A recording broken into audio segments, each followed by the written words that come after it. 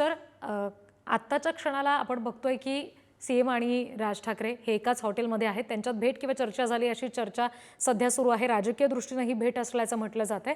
पण ठाकरे बंधू एकत्र येतील असं म्हटलं जात होतं. कुठेतरी त्याची प्रक्रिया सुरू झाली की काय असं सुद्धा वाटत होतं. आत्ताच्या घडीला जर या दोन समांतर गोष्टींचा विचार केला तर नेमकं काय घडू शकतं या बाबतीत? असे की राजकारणामध्ये नेहमी दबावगट काम करत असतात. हे दबावगटाचे अनेक हितसंबंध असतात. सरकारमध्ये मोठी ताकद असते. राज ठाकरे करिश्मॅटिक आहेत, परंतु निवडणुकीमध्ये त्यांना यश मिळालेलं नाहीये.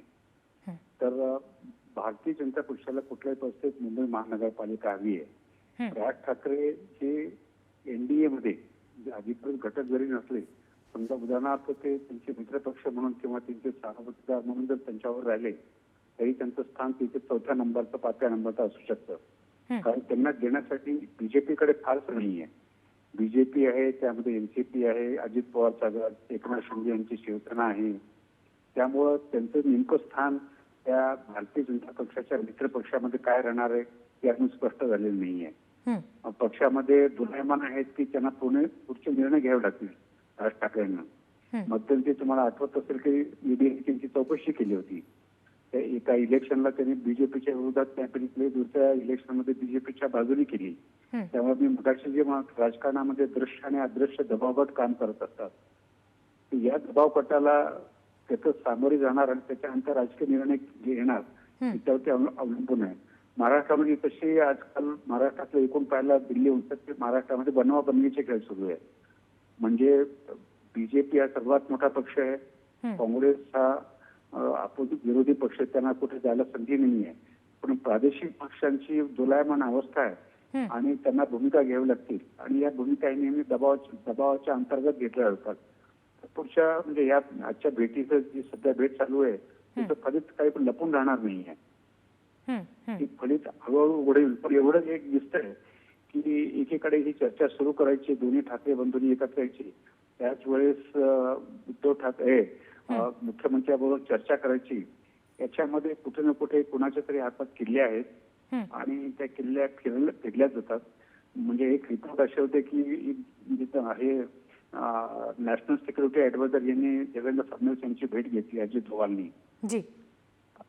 ती सुद्धा भेट होती. तर त्यामुळे अनफोल्डिंग सिच्युएशन मध्ये निष्कर्ष काढता येत नाहीत. पण जे ट्रेंड्स आहेत त्या ट्रेंड्स मध्ये प्रादेशिक पक्ष महाराष्ट्राचे डबल माइंड मध्ये. अगदी. सर, आणखी एक या बाबतीत असं विचारायचं होतं की आता आपण म्हणतोय की राज ठाकरे किंवा मनसे आपण म्हणूया की महायुतीमध्ये येणार किंवा नाही येणार याच्यावरून चर्चा आहेत. पण मराठी मतं हा एक महत्त्वाचा मुद्दा मनसेशी जोडला गेलेला आहे. जर का महायुतीसोबत राज ठाकरे आले किंवा नाही आले तर या दोन्ही गोष्टींकडे बघता मराठी मतं हा एक मुद्दा लक्षात घेऊन काय नेमके त्याचे परिणाम होऊ शकतात मनसे महायुतीमध्ये येण्याने किंवा न येण्याने? असे की मराठी मताचा जो परिणाम आहे तो मुंबई आणि आसपासच्या भागात आहे. पूर्ण महाराष्ट्रामध्ये मराठी माणसाच्या नावाने मते मिळत नाही. म्हणजे बाळासाहेब ठाकरे असताना शिवसेना मुंबईत मराठी माणसासाठी करायचे, बाहेर हिंदुत्व असायचं त्यांचं. नंतर त्यांनी हिंदुत्वाचा मोठा इश्यू घेतला. तर राज ठाकरे जर समजा त्यांनी असं जर होत असेल की ते उद्धव ठाकरेवर येणार नाही तर त्याचा फटका काही ना काही प्रमाणात उद्धव ठाकरेंना यांना बसणार. आणि समजा उद्धव ठाकरे आणि राज ठाकरे एकत्र आले तर उद्धव ठाकरेंना अल्पसंख्याकांचे मतं मिळणार नाही. म्हणजे तसंही त्यांना फटका बसणार आहे. आता गेन राज ठाकरेंना काय गेन आहे याच्यामध्ये, तर आपण हिंदीमध्ये म्हणतात की वोट कटवा म्हणतात. म्हणजे प्रत्यक्षात यांची किती कॉर्पोरेटर निवडून येतील किंवा स्थानिक स्वराज्य संस्थांमध्ये राज ठाकरे यांच्या पक्षाला किती जागा मिळतील हे सांगणं कठीण आहे. कारण त्यांच्याकडे देण्यासारखं काही नाहीये. परंतु समजा त्यांनी जो काही दृश्य अदृश्य शक्तीचं काम असेल तिकडे जर ते भाजपावर गेले तर पुढे मागे त्यांना काय आश्वासन मिळेल, पण तो पक्ष वाढणारा नाहीये हे सिद्ध होईल. लोकांच्या समोर जो अल्टरनेटिव्ह वाटत होता, दोन ठाकरे एकत्र येणं म्हणजे महाराष्ट्रामध्ये नवीन समीकरण होणार. पण बाकीचे जे पक्ष आहेत ते इतर काय झालं त्यांच्याकडे सांगण्यासारखं काही नाहीये. ते दोन नवीन म्हणजे नवीन नेतृत्व आहे. त्यांना बाळासाहेब ठाकरे यांचा काय म्हणतात त्यांची लिगसी आहे, एकनाथ शिंदेकडे नाहीये. हे दोन ठाकरे एकत्र आले तर लॉंग रन मध्ये एक नवीन पर्याय महाराष्ट्रातल्या जनतेसमोर निर्माण होऊ शकतो. जी. पण याच्यामध्ये जर काही सातलोटं झालं किंवा काही देवाणघेवाण झाली किंवा काही ऍडजस्टमेंट झाली तर मग महाराष्ट्रातल्या मतदारासमोर मात्र प्रॉब्लेम येईल. अगदी. सर धन्यवाद. ही सविस्तर प्रतिक्रिया आपण पुढारी न्यूजला दिलीत, हे सविस्तर विश्लेषण केलं यासाठी.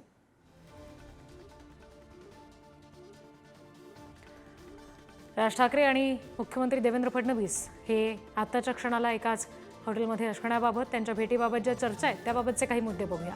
ठाकरेंची सेना आणि मनसे युतीची चर्चा सुरू असताना ही भेट झालेली आहे. लोकसभा निवडणुकीआधी याच हॉटेलमध्ये राज ठाकरे आणि फडणवीसांची बैठक झाली होती. लोकसभेच्या बैठकीनंतर राज ठाकरेंनी मोदींना बिनशर्त पाठिंबा दिला होता. महायुतीबरोबरचे संबंध तोडले तरच युती शक्य असल्याचं उद्धव ठाकरेंचं म्हणणं आहे. राज ठाकरे फडणवीस भेटीमुळे ठाकरे बंधू एकत्र येण्याच्या प्रक्रियेचा काय होणार हा सवालही उपस्थित होतो. ठाकरे बंधू एकत्र आले नाहीत तर राज ठाकरे महायुतीबरोबर जाणार की वेगळे लढणार हा सुद्धा प्रश्न आहे.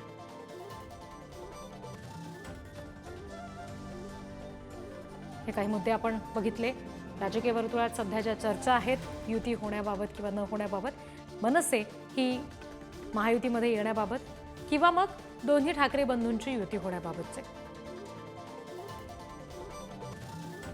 दोन्ही ठाकरे बंधू एकत्र येतील याबाबतच्या चर्चा महाराष्ट्रामध्ये जोरदार सुरू असताना, तसे बॅनर्स लागत असताना, त्यांच्या कार्यकर्त्यांकडून तशा प्रतिक्रिया येत असताना आत्ता राज ठाकरे हे बांद्र्याच्या हॉटेलमध्ये आल्यानंतर साधारण तासाभराच्या अंतरानं मुख्यमंत्र्यांचा सुद्धा ताफा तिथे येणं, हॉटेलच्या मागच्या दारानं तो आत जाणं, या सगळ्या गोष्टींमुळे आता आगामी निवडणुका डोळ्यासमोर ठेवून या दोन्ही नेत्यांमध्ये भेट झाली असावी, चर्चा झाली असावी, अशा सध्या चर्चा प्रचंड जोर धरत आहेत. विविध पक्षांचे नेते सुद्धा या सगळ्याबाबत आता प्रतिक्रिया देत आहेत. ज्या ठिकाणी हे दोन्ही नेते आत्ता आहेत त्या हॉटेल ताज लँड सेंट्स बाहेरून आपल्यासोबत प्रतिनिधी श्रेयस सावंत जोडले गेलेले आहेत. त्यांच्याशी आपण बोलणार आहोत. श्रेयस, आता जवळपास पाऊण तास होत आलेला आहे दोन्ही नेते या हॉटेलमध्ये असण्याला. भेटीबाबत, चर्चेबाबत काही खुलासा झालाय का?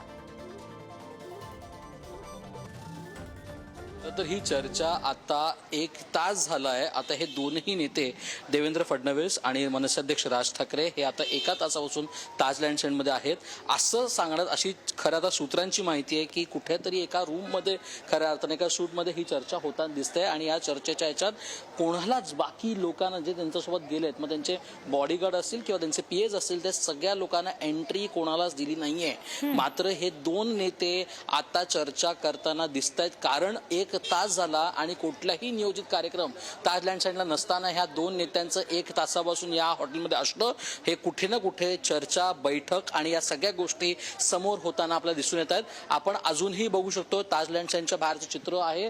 त्या चित्रामध्ये अजूनही आपण बघू शकतो जो मेन गेट आहे रे त्या मेन गेटवर आता मोठ्या प्रमाणात सिक्युरिटी मेजर्स खऱ्या अर्थाने ठेवण्यात आले आहेत. ताज लँड सेंटची इंटरनल सिक्युरिटी असेल किंवा मुंबई पोलिसांचा फौजफाटा असेल, हे दोन्ही गोष्टी इकडे ठेवण्यात आल्या आहेत. त्यासोबत आपण बघू शकतो मुख्यमंत्री देवेंद्र फडणवीस गेल्यानंतर सुद्धा इथे सिक्युरिटी मेजर्सच्यामुळे कुठल्याच गाड्यांना खऱ्या अर्थानं आत जाण्याची विदाऊट परमिशन विचारणा होते. त्यामुळे कुठे ना कुठे आता ही सगळ्यात महत्त्वाची बैठक मुख्यमंत्री देवेंद्र फडणवीस आणि मनसे अध्यक्ष राज ठाकरेंमध्ये होताना दिसते. 1 तास झाला ही बैठक होताना आणि कुठे ना कुठे हाच चित्र आता समोर येताना दिसतंय. काही वेळेवरून अनेक राजकीय वर्तुळापासून आपल्याला रिॲक्शन मिळतात. त्या रिॲक्शनमध्ये ही भेट राजकारणाविषयी होते का हा सगळ्यात मोठा प्रश्न. आता या प्रश्नाला उत्तर एक तर मुख्यमंत्री देऊ शकतात किंवा मनसे अध्यक्ष देऊ शकतात, कारण त्या भेटीमध्ये बाकी कोणच नेता इथं आलेला नाहीये. म्हणजे असंही असू शकतं की कोणी नेता त्याच्यानंतर ताज लँड सेंटला येईल, पण तेही झालं नाहीये. एकनाथ शिंदे या बैठकीला नाहीये. त्या मुख्यमंत्री देवेंद्र फडणवीस आणि मनसे अध्यक्ष राज ठाकरे या दोनच नेत्यांची बैठक आता ताज लँड सेंटच्या एका रूममध्ये सुरू, एका सूटमध्ये सुरू असं कळतंय. मात्र कुठल्याच गोष्टी आतल्या किंवा एक फोटो असेल किंवा बैठक सुरू असतानाच्या चर्चा अजूनपर्यंत आपल्याला कळल्या नाहीयेत. अगदी. आणि त्याच्यामुळे पुढच्या काही क्षणांमध्ये सुद्धा काय नेमकं याबाबतचे तपशील येतात, दोन्ही नेत्यांपैकी कोणी बाहेर येतंय का हॉटेलमधून, तेव्हा नेमकं माध्यमांशी बोलतंय का, हे पाहणं सुद्धा तितकंच औत्सुक्याचं असेल. कारण प्रत्यक्ष नेमकं काय घडलेलं आहे, भेट झाली आहे का, बैठक झाली आहे का, काय चर्चा झाली आहे, याबाबत आता प्रत्यक्ष हे दोनच नेते माध्यमांना माहिती देऊ शकतात.